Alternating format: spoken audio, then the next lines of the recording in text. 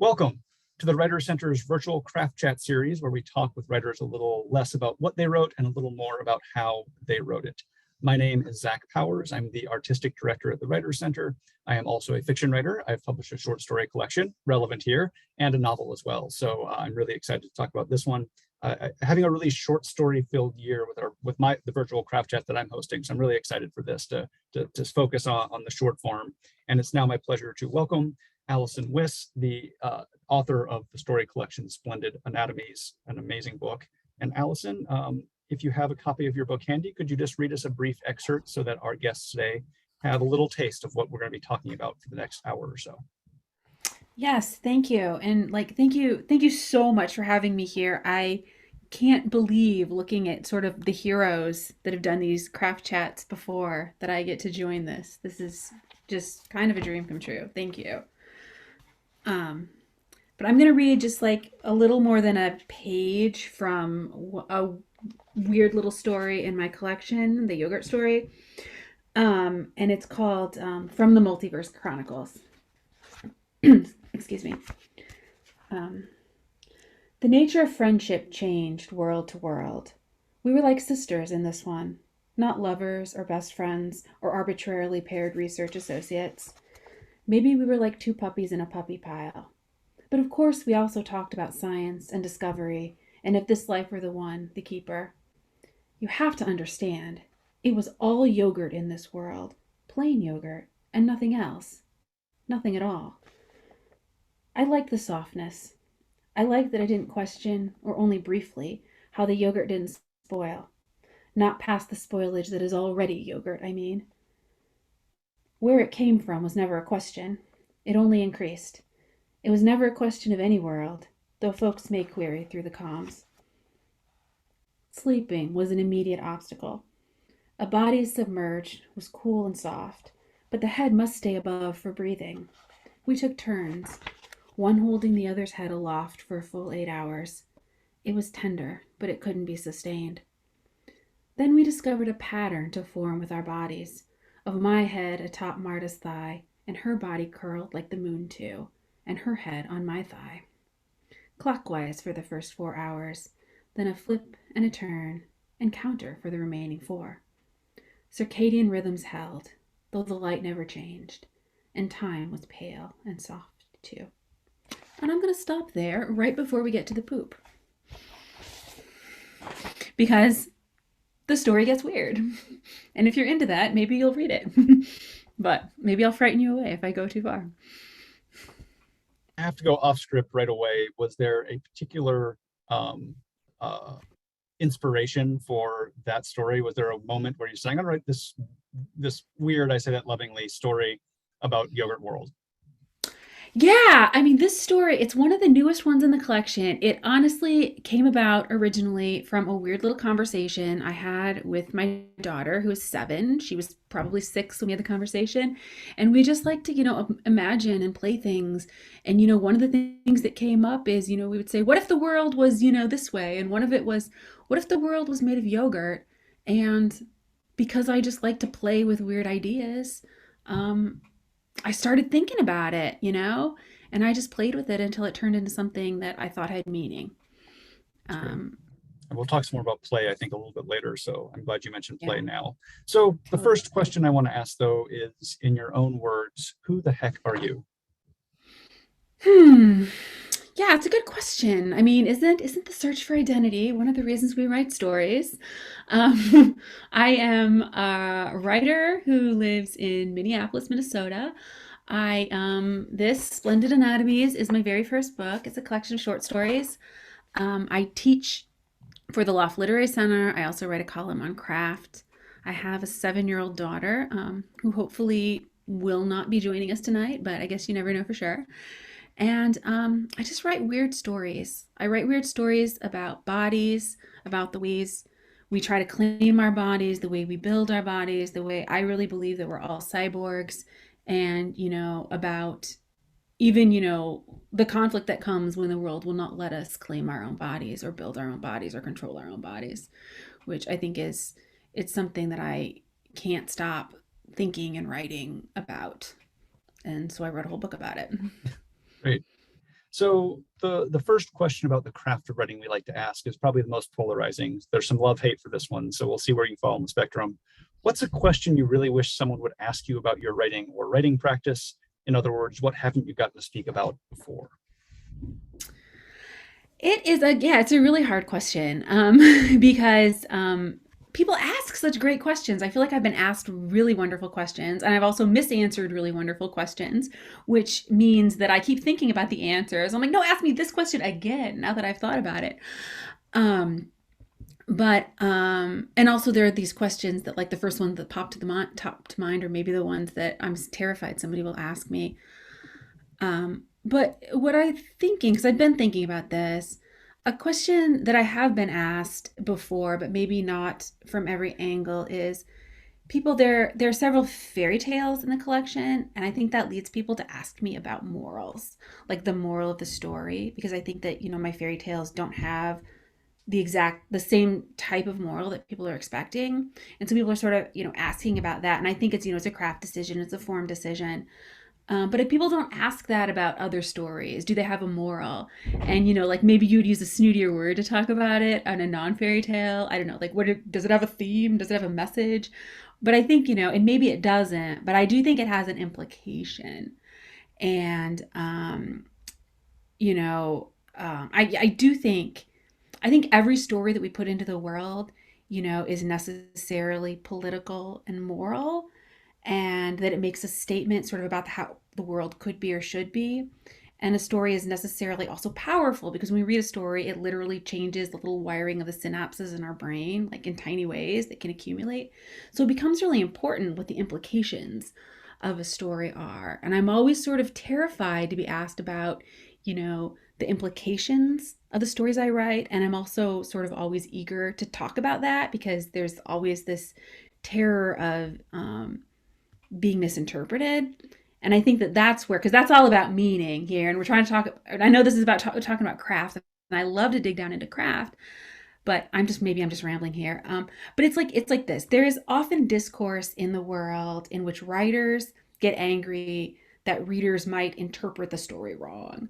That any depiction will necessarily be taken as an endorsement. And that's a really big deal if you're writing about something you think is terrible, because you're wanting to question it, or you're wanting to subvert it, or you're wanting to say, no, that's wrong, and people are interpreting it as sort of a glorification. And I think that, like, digging down into the craft of that, like, how do we make craft choices that signal to the reader when I'm questioning something or subverting something instead of endorsing it?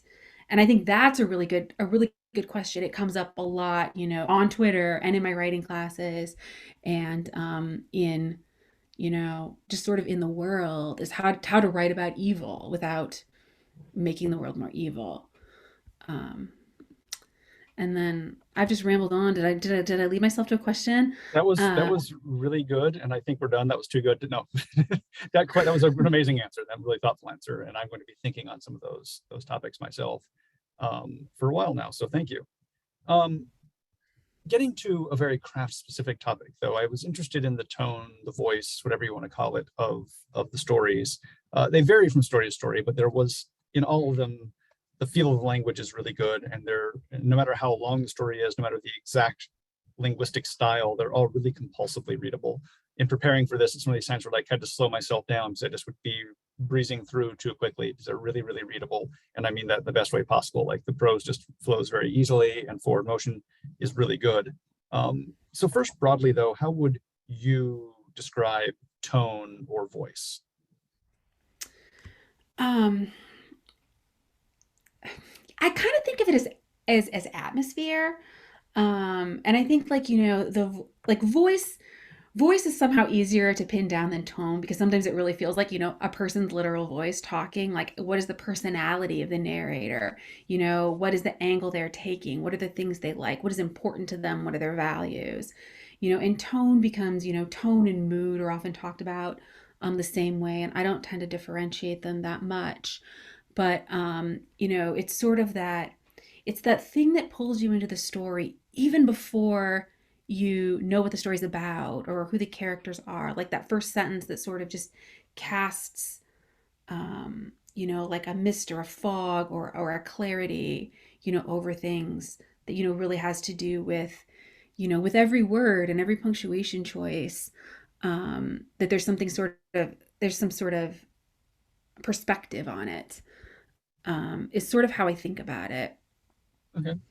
So in one of your stories, how much of the voice is there in the first draft, or the tone is there, versus how much did you refine it during revision? How much of that, what makes it so readable, come out right away, and how much is something you have to work at and refine and get and mine away at until you find it? Yeah, it's a really good question. Voice and tone and atmosphere for me, it tends to be one of the first things I figure out. It comes pretty instinctively in a first draft. And when I feel like I've nailed the voice, then it almost feels like the story writes itself without me. Like, okay, I know who's talking and they go. Until I find that, I often don't have a way into a story. So I think it comes really early. And yet, when you revise, it becomes this really scary thing because, in fact, when I was a young writer, it was something I did very instinctively. I created this voice, and then I would be terrified of revision because I would lose the voice. I would think, oh no, I can't find it again. Whatever mood I was in when I wrote the story, whatever that trick was in my head left. And that would really deter me from making big changes in revision, which I think I really have to make. You have to I have to, in my process, I have to write a story and then I have to break it and I have to look at it from another angle and I have to, rework this and play with the pieces. And when I was afraid of losing the voice, that made it really hard to do. And what I sort of eventually came to discover, and I discovered this through close reading and analysis of other people's stories, that what felt really instinctive to me about building a voice is actually, the choice of words, the choice of sentence, every, where the paragraphs break, the rhythms, it really is there. The evidence of the tone of the story, the evidence of the voice is literally there in the words. So, like doing these close readings of other texts because I was teaching them or because I was studying them because I love them made me sort of realize, wait a minute, when I do this instinctive thing with the voice of a story, I can find it again, even if I lose it, by going back and studying the language, and the choices I made, sort of that my subconscious made. And I've come to really think of revision as this conversation between my conscious brain and my subconscious brain. That first creative impulse is something that sort of comes out without me thinking too hard, and then I need to sort of tame it when I'm with my conscious mind, and talk to it and talk to my subconscious and figure out, okay, what was my subconscious trying to teach me? How can I sort of consistently pull that through? And then it becomes, so usually that original feel is something that comes really quickly, and then in revision it's trying to keep it or be purposeful about it. Different bursts of a story might actually come in different voices, and then I'll reconcile them, or I'll think about which one is the best. And then it gets even better, right? That first subconscious burst is like brilliant, um, but it means more when you do it purposefully than when it's just, a word vomit that you kind of like, right? Yeah, I mean, yes to all that. I love the way you're thinking about that. I'm just thinking like in terms of revising for tone, because it's also like I love the tone of a passive voice sometimes. Mm-hmm. It's very floaty, it has a certain rhythm to it. And I will let in early drafts passive voice tendencies stand. I'm pretty meticulous about then wanting to remove them later, but you can keep that same, once that rhythm and that feel is there, you can make a non-passive sentence an active sentence that has the spirit of a passive Oh sentence. yeah. And so it's like, that's for me like, okay, I'm going to logically look at this and recognize the structure is not as weak as, is not as strong as it could be, but I'm going to come back and recognize that it ended up there because it felt right at the time. I don't want to lose the thing that felt right while also consciously making a decision to make it good. Yeah, and looking at a sentence and saying, okay, I love this sentence, but it's not working. Wait, let's dig down deeper. What is it that I love about the sentence? Is it actually this word choice? No, it's not that. It's the structure. Or no, it's the distance, or whatever it is that you can actually change the pieces that aren't working and still pull that in. Mhm. it's really tempting to be this big diva about it. Like that was what my brain came up with first. It's the best way. And maybe it came up with one aspect of the sentence that was great, but the other aspects aren't. Yeah, I mean, I think too that occasionally I'll read a book where it feels to me, and I can't prove it without asking the author directly, that the author has a very mechanical revision process. That Mhm. it's I cut adverbs, all the old adages, that you're supposed to do, remove passive voice, like they're Mhm. mechanical, and there can be good writing and brilliant thinking, but there ends up being sort of just a flatness or mechanicalness to the prose. And I always like read something like that person revised their voice, their tone to death in the process of making this right by what is arbitrary standards too. So I'm always you Yeah. mentioned that a little bit, being scared of going too far in edits and anyway, that's me personally not to diss on anyone's revision process, but sometimes I worry when I read something that doesn't quite feel organic to me. Well, and those standards are very arbitrary too. This idea of no adverbs or only use he said, she said instead of, spoke, shouted, exclaimed. I mean, they're all, they're very culturally based. Mhm. They're not even necessarily good. Mhm. Um, I mean, there's Do you have reasons we do them, but Would you have any specific advice you give to a newer writer working on a tone-centric story or concerned about the tones of their stories? um, I mean, I think, like I was saying, I really think it's about sort of this conversation with the subconscious and conscious. And I don't know if that makes sense to other people, but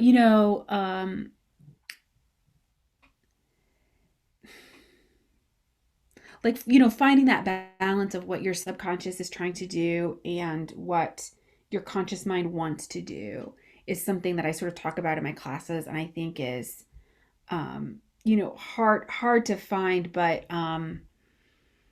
it's probably too abstract to be good advice, but something that is coming instinctively. So try you I mean, for all things, and especially tone, like if it's coming instinctively, it's harder to parse what we're doing instinctively, but you can do it by just sort of digging down into the words. You have this passage that you love, you want to pull it through the whole story.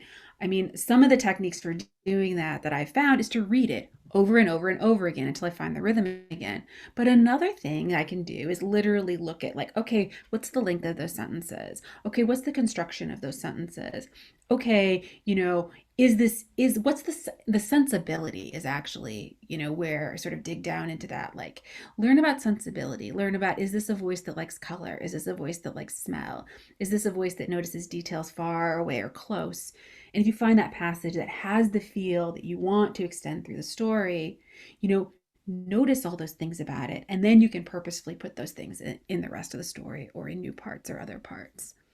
I mean, I was in my head too, like it's almost you're almost saying tr- find out what to trust of yourself and Yeah. then focus in on that, and Yeah. and and like correlate, like your feelings are real, you're having the feelings, they're real, but they're not necessarily true or right.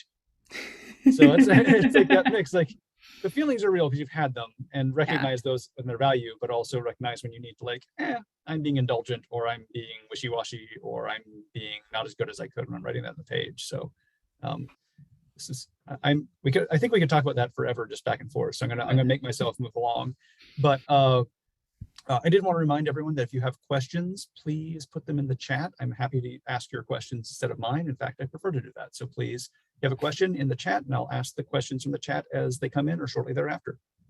Um, I did want to move on to my next big topic, which was form, because many of the stories in the collection use deliberate formal structures. There were a couple that used footnotes, which was a fun and interesting method.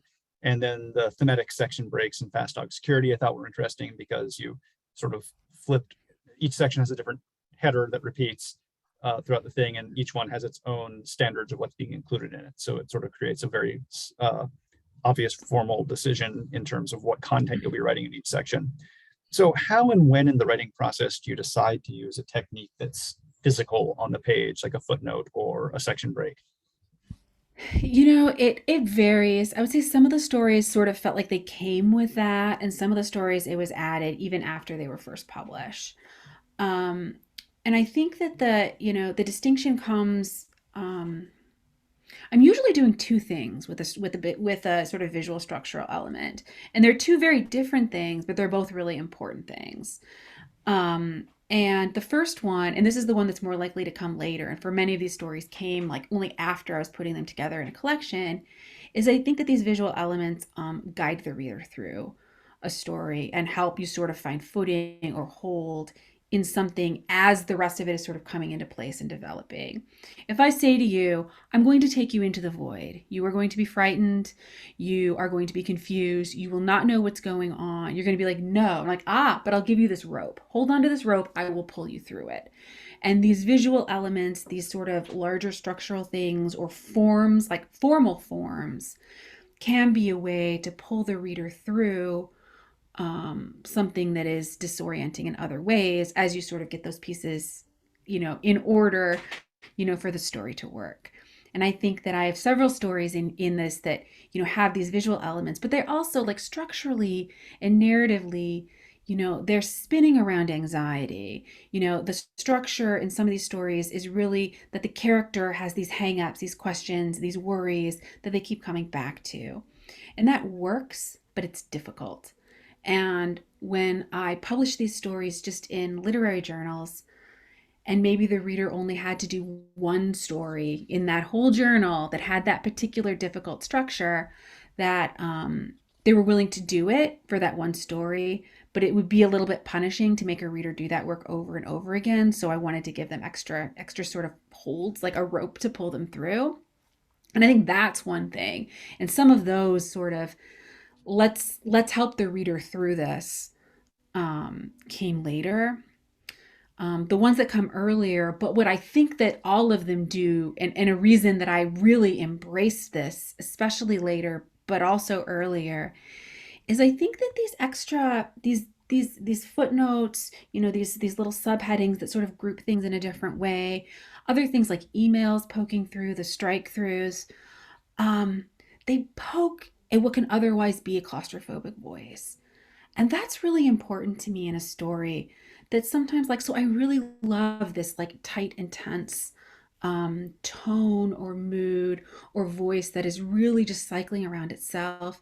But I also want to sort of always be able to inspire the reader to look at a story from all angles. To say that, the visual elements are sometimes a different voice that is letting in a bigger world, that is hopefully making the reader see, like, okay, this is just one perspective, but there's another, to sort of pick the story up and turn it and look at it from another angle. And I think that's important so that, sort of further, and that's one of the tools I think I use for like, that beginning question of, that beginning question of mine of how do you write about evil, or how do you write about a character that you disagree with? Well, you show their point of view and you show somebody else's. Is one way to do it. It's not the only one, but sort of like all of these structures that both visually and sort of structurally poke at a story to make a bigger world and to invite us to see it in a different way. Yeah, and I think too, there's something in what you were just saying too that goes back to the arbitrary rules of writing, and there's this value of invisible prose that you don't notice when you're reading. And I've just frankly never valued that at all. I like it sometimes when I read it. It's not that I'm against it, but it's not like it is one way to do something, and or elements that are more visible, more physical don't bother me in terms of a story. They actually engage me in a different way. And I love that concept of turning the story to look at it differently, that you're almost taking this flat object doesn't even exist, but you're making a story three-dimensional. And isn't that the thing? Yeah. It's suddenly a three-dimensional thing. The story itself is not what you're writing about, but the story itself. And anyway, that was a really fascinating. That's a really fascinating method, or way of thinking about that some. On the other hand, though, do you ever, this is probably a revision question, do you ever have to keep a formal structure in check? Have you ever found one getting too physical, too obvious, too unruly, beyond your control, and you had to sort of tone it back from where it was getting too much physicality on the page? I mean, yeah, I think probably. I mean, I'm not sure that I haven't, sometimes do that a lot because it becomes this fun thing, it becomes a gimmick maybe instead of, part of the story. I think one way I think about keeping that in check is the two different purposes, that I mentioned, the guiding the reader through and the poking at the story, if those are in balance, I think that helps. Because if it's just one or the other, it becomes too much. It becomes this focal point. Um, but if it has both function and meaning, that's when it'll feel like really a part of the story rather than its own sort of device on top of the story. And I'm not sure that I always get that balance right. But I think again, like in what you said, that there's lots of different ways to do stories, and I really think, I think, and I talk about this a lot, like when I teach or when I write about crafts, and I think about it in my own work. Like it's not good or bad. It's this particular strategy has this particular effect, and is that or is that not the effect I want to create? So I think that I have stories that are pretty, visual heavy, and they might come across to some readers as a little bit too much. But if they're still doing what I want them to do, I'm okay with losing those readers that don't like it. I mean, you can't please everybody. There is no universal, so yeah, I mean, I do think about, that balance of story to structure. Um, but sometimes a story appeals to me with a lot of those structural elements. Mhm. Well, I love So, them. So I'm 100% on your side with structural elements. So um, going to the book as a whole, how did the stories become a single project? Were you always writing towards a collection, or were you just sort of writing stories and one day realized, oh, this is enough stories to be enough pages to be a book? um, yeah, something in between there. I was mostly just writing stories because that's what I first started doing, and the idea of having a book was a dream because my first book was going to be a novel. It was going to be a novel. You understand? Um, it clearly is not a novel. So I was writing stories because that's what you sort of write for workshop. That's what you learn how to do first. I think many of us come up writing stories, whether or not that's what we wanted to. And I loved writing stories. And I noticed after a while, somebody pointed out to me that there were some themes in my stories. I didn't mean to have a theme. I didn't mean to keep writing about the same things, but I was sort of preoccupied with bodies. I was preoccupied with people doing weird things to their bodies. I was preoccupied with the line between bodies. And I kept writing these stories that even when I tried to write about something else, that would sort of creep in sideways. And when I recognized that, that's when I thought maybe I was writing a collection. And so, for a little while I ran from it. No, I'm going to write about something else. I'm not going to be pigeonholed, when I was sort of young and proud. But then I realized that I was writing about it because I cared about it. So I kept writing more stories about it. And I certainly first had a pile of stories that I thought were mostly about the same thing. And it wasn't a collection. And then at some point I said, no, I'm going to shape this into a collection. And I think that that was a real deliberate thing that led to certain stories being not written, but really altered in a way to make them work for the collection. Um, but the story sort of existed as a pile of stories first. Well, there's also one advantage to being an author who trends toward the weird, because you're always unified by writing weird. And like, I don't know if any of my stories were ever meant to be together, but they were all kind of weird. So it's easy to say, here's my weird story collection. I mean, And it's also possible to find the pattern after, to write a bunch of weird stories and then be like, oh, they have this in common. yeah, Oh my God. And the weird things you find that they have in common when you're starting to put them together, like, I like that word a lot. Why do I like that word? yeah, I don't know if you encountered that, but yeah. And sometimes you realize, wow, I need a little bit of psychotherapy after reading these and seeing the things I'm assessing about on this. yeah, definitely. Um, so for the stories that were published individually first, this is a question that is interesting to me because of my own experience. So stories you published first, you would have edited them with a journal, with the editor of a magazine or a journal, and then you put them in a book, and you probably, at least in my experience, then took those same stories to, well, I went through them myself again after they'd existed in the world, and then I took them to another editor and did another round of editing. So I'm just wondering how much these stories change from initial publication through post publication through book publication and that editorial process with the book editor. Yeah, I mean, some more than others. Some of them, some of them were new or are new for the collection. So those, they aren't as old and they haven't gone through as much. I think that working when I published the stories in journals, I never had an editor that was all that invasive in terms of a story. And I think the working with the editors And maybe that's just luck. I think some editors are, more hands-on. But most of the journals I published with either took the stories as they were or, made a few suggestions, line edits that I would say yes or no to.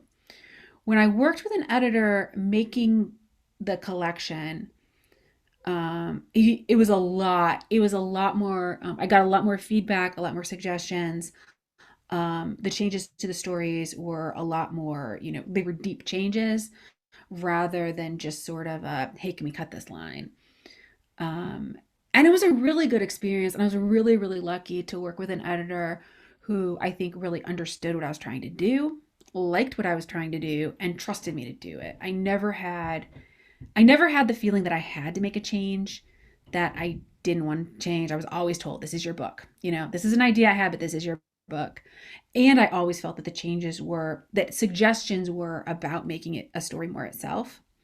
And even though I rejected some of them, I said, no, that does not make the story more itself.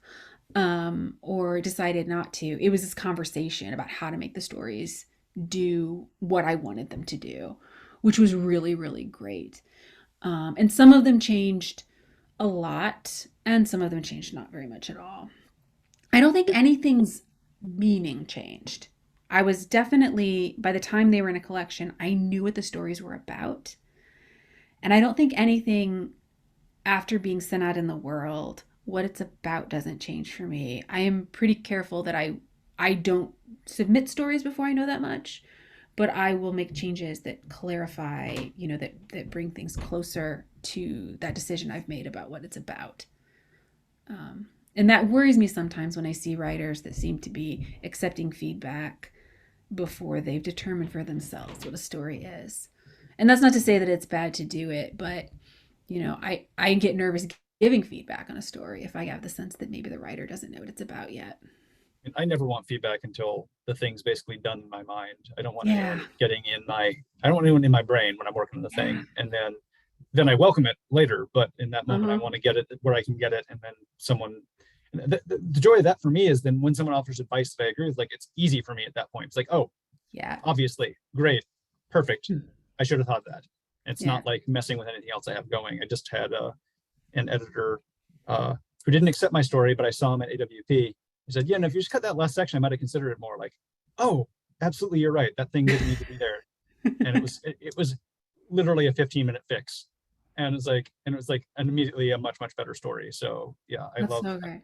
I love those editorial moments. But also, like, maybe if the editor had said that and that it could have made you think, no, that's actually the most important part of the story. And I didn't know that until this moment. Like, that has happened to me where, a suggestion that'll be when I know, like, if I have a strong reaction to not cutting something, that sometimes will teach me more of what the story's about. And then there's the third option for me, which is when someone suggests something, I don't agree with it, but it makes me realize something bigger about the whole piece. So the Yeah. exact suggestion was like, I don't agree with what you said, but I understand why you said it. And what needs to be fixed is over here instead. And learning to sort of dig under those comments to figure out how it can be useful even though you're not going to take that specific advice. That for me was like the biggest growth, the biggest huge sort of growth moment in being a writer, and like taking feedback that I don't have to take your advice, but I can still sort of triangulate to figure out what thing you are taking away from the story that matches or doesn't match what I'm trying to do. And I wish feedback would come packaged in a way that I don't have to do that, but often, it does. And figuring that out is really helpful. Not that you Is, always can, but is there anything in the book that you changed based on feedback that you wish you hadn't and is now forever published that way? I have one in my book, so I'm not a question. So it's a very personal question for me. so, like, if you only have one, that's probably not bad. Not too bad. I have there's a story that we cut from the collection at the last minute, and it makes me sad that it is cut. And I agree with it being cut. It was my call to cut it. And I cut it because I don't think the story was as good as it could be. But I also think that the story, in its best form, which I could not get it to, belongs in the collection, if that makes sense. The themes, the things it was doing felt to me really important to the book as a whole. But, and maybe if I'd had another 6 months to work on it, I could have gotten it there, but I couldn't. So I cut it out instead of having a story that was weaker. Mhm. How just on that, how precious are you with the perfection, in quotes, of your writing on the page? I mean, it, what's that standard? I mean, do you, is there some wiggle room where, okay, this isn't the most perfect thing ever, but this is good. This is where I need it to be a good story. I try not to be precious myself. So I'm always interested where like perfectionism. I mean, I know plenty of writers who perfectionism has prevented them from ever publishing anything. And I didn't want to Yeah. ever be that person. So where does the preciousness, where on the preciousness scale do you find yourself in terms of your writing? I'm stubborn about things that are hard to categorize why I'm stubborn about them. And I think it's because there's some heart to things, like there's this part really matters and this part really doesn't to me. Like, certain aspects of a story just matter more. Um, but I also think like a perfect story, sometimes I think a perfect story wouldn't be very much fun. Or a perfect story wouldn't allow us that entry point to turn it around and look at it. It wouldn't connect with the reader in the same way. Sometimes people will come up with an example of they think is what a perfect story, and it's almost always a boring story to me. So I think recognizing that perfection doesn't exist, if I could actually write a perfect story, I'd probably have to stop writing. I'd probably write and never write another one. Helps. But I tend to look at it more, is it doing the thing I want it to do? And if it's doing the thing I want it to do, then I'll work on it, enough to make, to as good as I can get it. But at some point I'll be like, okay, it's doing what I want to do. It can be in the world. Or I'm ready for this to be in the world. Like, am I proud of it? Is a better gauge than is it perfect? Or could I make it better? And I think with the story that I left out, if I thought it was as good as it could be, but not perfect, I probably would have left it in. I don't think it's as good as I can make it. I just think I need to sit on it a while. And I don't think it's something like, oh, I could pull an all nighter and get it there, obviously, because then I'd have done it.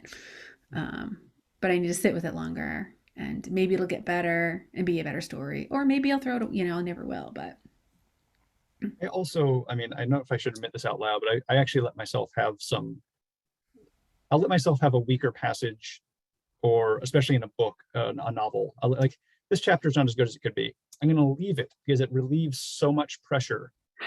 It's like such a pressure valve. Like, this is fine. I could make it better. I'm going to leave it at fine. It's not like a major thing. It's usually like it's a chapter that functions. It's a chapter you need, maybe not your favorite chapter, maybe not a lot. It has to be there, but you don't let it have a little glitches in there. Maybe it doesn't run as smooth. And maybe that's a relief for the reader too. Do you read a story where every single sentence is beautiful? It's exhausting. You sort of need those little breaks. You need these high intensities, and you need this, okay, I can relax a little bit. And sometimes things that are just more functional than perfect are that little, okay, I can take a breath. I can also let my brain relax a little bit reading it. Yeah. I think there might be a function to that. Back to story collections, though, one of the things I got asked a lot about when my collection came out, and I never had a good answer for, was how you chose the order of the stories in the book. In my case, I just sort of, that was the first order I put them in a Word document, and they never got shifted from any part of from my editorial process through the editor. So I gave it almost zero thought.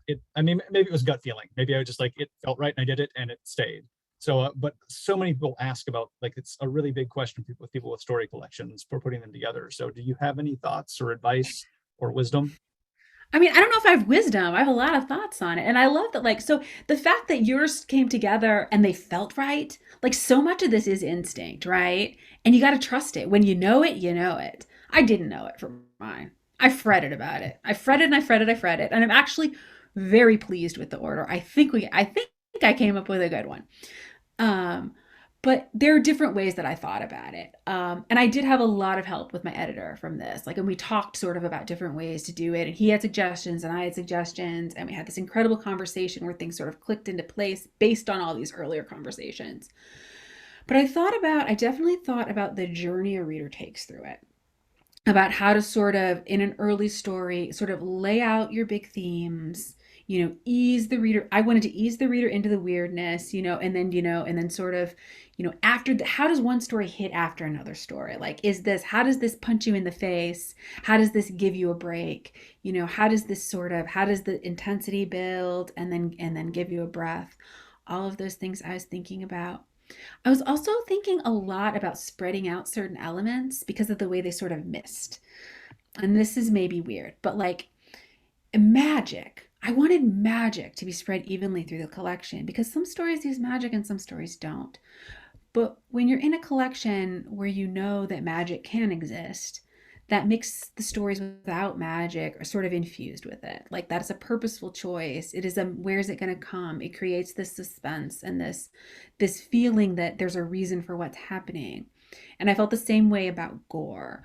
I wanted to make the reader see a body as a pile of meat and then see a body that was not a pile of meat, but still understand that it was a pile of meat. And I wanted to spread out the visual elements. I wanted the book to flip and look like that.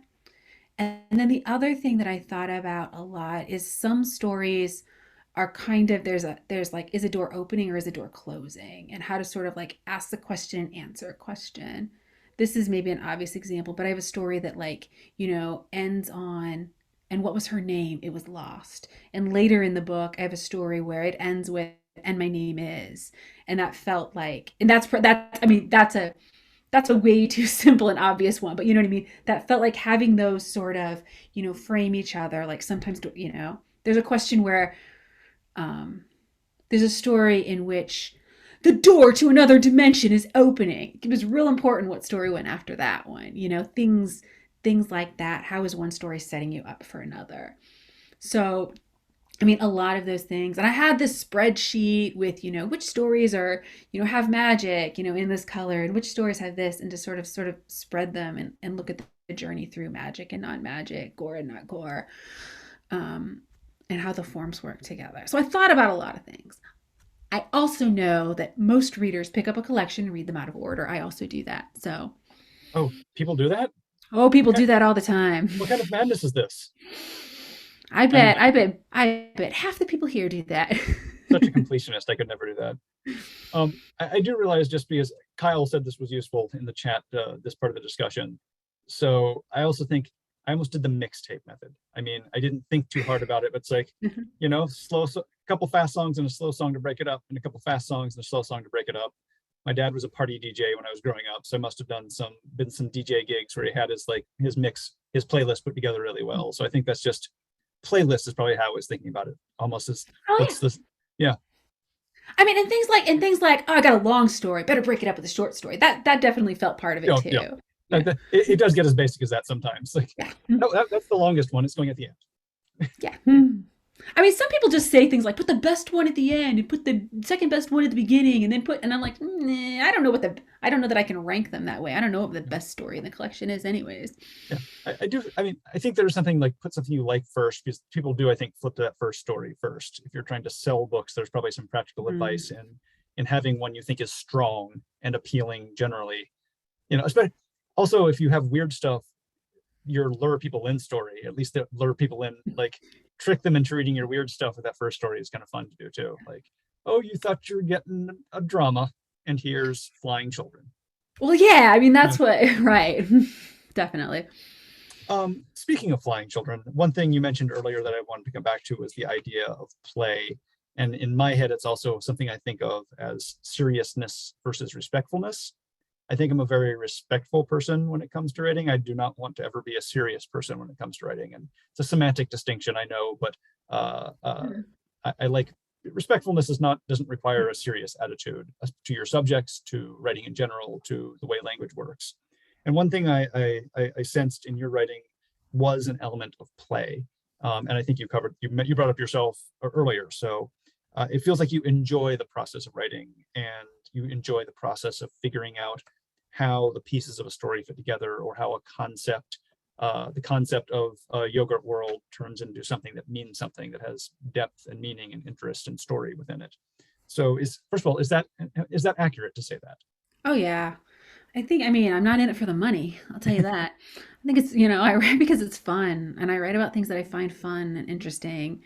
and, playing with ideas, playing with characters. Sometimes I don't want to finish a story because I'm having so much fun playing with my characters. Um, but I also like I play with stories until I find meaning. And if I don't find meaning, so I've got a lot of playful starts that aren't going anywhere and will never be published. And that's fine because I still had fun working on them. Um, and I also think that there are parts of writing a story that I find very difficult too.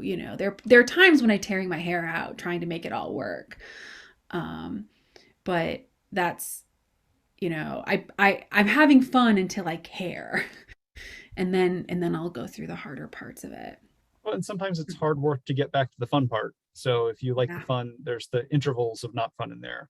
So Yeah. how do you, but that energy of play comes through, even though there are hard parts. Is there something, how do you, and maybe we covered this a little bit earlier, just talking about like sustaining, anyway, lost my train of thought there a second, pardon me. But so how do you transfer the energy from the process of enjoying and playing with writing onto the page? How does that transfer to the story itself? And what, I can have a lot of fun writing uh, a little rhyme, but it's not going to be worth reading to anyone else. So how do you translate this fun of play, of language, of ideas, and make it something that someone would want to read? That's hard. I mean, it comes a lot to trusting yourself that if I find it fun, maybe somebody else will. And do I still find it fun when I'm reading it? There are things like I've never tried to write a funny story, but if I make myself laugh while I'm writing a story, I definitely leave that in because it delights me and that will make me want to return to it. And I actually think the same elements that are fun in my finished stories are the elements that keep me wanting to keep writing them. So I think it's about sort of as I'm working through a story, as I'm finding what is serious in it, is to make sure that I don't pull out those parts that made me enjoy it in the first place. And I also think in light of this that there is this real connection with what is fun and what is frightening. Some of the fun things I do are mutilate bodies, in my stories. And that makes me sound like that if you have not read this collection, I should not have said that because that's horrifying. Um, but I mean, I think about the absurd. I think about the absurd in the literary sense of the absurd. That the absurd is like I use the word sometimes now to avoid the crazy word that I'm trying to avoid using it, as I'm trying to make my language less ableist. And so I use it to mean something like silly or ridiculous. But the literary meaning of the word absurd is life is meaningless because we will die. And I think that this play, that bizarre things happening, that the absurd is both makes me laugh and, you know, and it's about meaninglessness. It's about, the meaning of life is maybe that there is no meaning.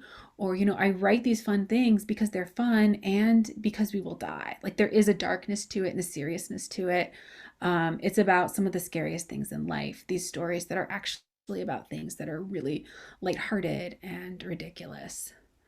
Um, and I I think, a story like the yogurt story, like it is ridiculous to think about people just slopping around in this world of nothing but yogurt. And that would be really bleak and horrible, to be in that situation for a long time. So these playful elements, they often have both. I'm thinking the playful elements almost function in what we are talking earlier, where it gives you this three-dimensionness to the story. There's the bleakness of the absurdity of life, is the meaninglessness and death at the end. But we've had enough stories directly dealing with death. And so you take this other element, you pull it out, the fun aspect. Looking at that with fun is a completely three-dimensional twist of the story, giving that fun aspect. And that's a whole other way to Oh, look yeah. at the subject that is And way. especially when they exist at the same time. They're this paradox, they're this explosion, and I think a lot about paradox and, making two things happen at once and how that makes a story into an experience and not just one word at a time, too. Like when I'm reading a story, it's a word, a word, a word, a word, and then suddenly, wait a minute, no, it's not. I'm in the room with these characters. And that's what your imagination just fills in that space. And whenever you make those two things happen at the same time, which maybe is death and play, you're doing that little paradox brain explosion, that makes it into a three-dimensional, an object to spin, or maybe I'm inside of the object. Yeah, thank you for that incredible observation. I like it a lot. So speaking of fun, we have a fun question in the chat, which is, can you tell us which story in this collection was your favorite and why? Who's your favorite I don't, child? I don't know. That's a hard question. I mean, I read the yogurt story today, so I'm thinking about that. So that makes me think that maybe it is. I really like Garden with the worms and the legs. And I really like my fairy tales a lot. I love the fairy tale form. I love to play with that. I love its strangeness. I love how it sort of sneaks in and pretends not to be serious, but really is. I love the moral of all fairy tales, that the world is just a dangerous place, that magic might exist anywhere. So that's not one. I listed several. That's fine. Also, the worms are so unsettling to me in the best way. You left me completely unsettled, so thank you. Good, good. They unsettle me. But there's the thing, right? So something that was so gross that I had to write about it, and I'd like shudder as I wrote about it. And I'm like, I can't take that out. I have to keep that, you know? I have to write about the things that actually unsettle me too. And if they unsettle other people, that's great. And I understand that they won't unsettle everyone, but Mhm. Yeah. So time for a couple more questions, and just real broadly, I, I sensed reading this that you have broad influences in your work, and you mentioned fairy tales, but ranging from literature to other genres and media. I'm just wondering, in particular, is there anything outside of writing and literature in particular that you draw inspiration or influence from? I mean, the whole world. I mean, I definitely like, I watch a lot of TV. I like a lot of movies. Things like that are really good for the, like, just playing games, talking to my kid. Visual art, I think, is a really important influence. I used to just when I lived in DC, when I was doing my MFA in DC, which was a long time ago, like sitting at the National Gallery and writing is the best thing in the world. They not only have beautiful art, they have really comfortable couches, and you just sort of walk around and find something beautiful and look at it until I find the space and the mood to write. Um, but I think like what I was talking about of like break this one word at a time thing. What's really interesting is looking at other mediums make me think about the limitations of my chosen medium. And I do love words more than anything. Words, I'm just alive in them. They're the best. I love them. They're weird. They're strange. Everyone contains a whole story, and they're just bursting with these possibilities and all of our experiences. Um, but there's limitations to words because when you write a story, it's really a medium through time. You have the fourth dimension, and the second dimension, like on the page looking at it, but it's really like one word at a time. And so breaking that into something that's more like a sculpture, right? That is this incredible challenge. And I think we're sort of talking about, like the structural visual element of a story and how you can turn it and how you can spin it. Um, like I'm thinking about things like, Gertrude Stein's verbal cubism. I don't know. Do you know that this, how can we sort of circle around this? And it's weird. It's maybe not even successful, but I think about it all the time. And just ways to break that, to make writing do the things that other mediums do, or to push it to do the things that only writing can do, are both really important to me, like in my process and in my craft.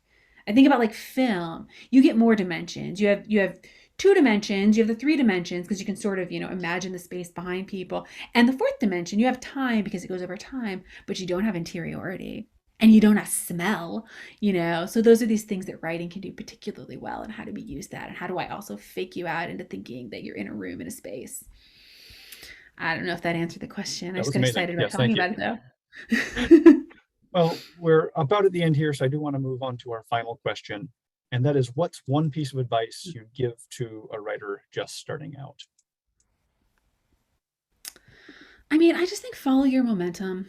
Write about what's fun to you, write about what is the most interesting thing to you, and figure out why it interests you. And if you can hold your own attention, I mean, that's hard. Maybe you can hold somebody else's. Um, do the parts that are fun first, even if you have to go back later and do the parts that are hard. make it interesting first. That's my Oh, advice. that's wonderful advice, and I love it, and I love this collection, and I am so glad that you came and joined us to talk about it. Everyone, please get a copy of Splendid Anatomies by Allison Wyss. Allison, thank you so much for joining us on the Craft Chat. The link to get the book or go to your local bookshop, please do so, and we hope we'll see you again at another one of these events. Thanks, Allison. Thank you so much.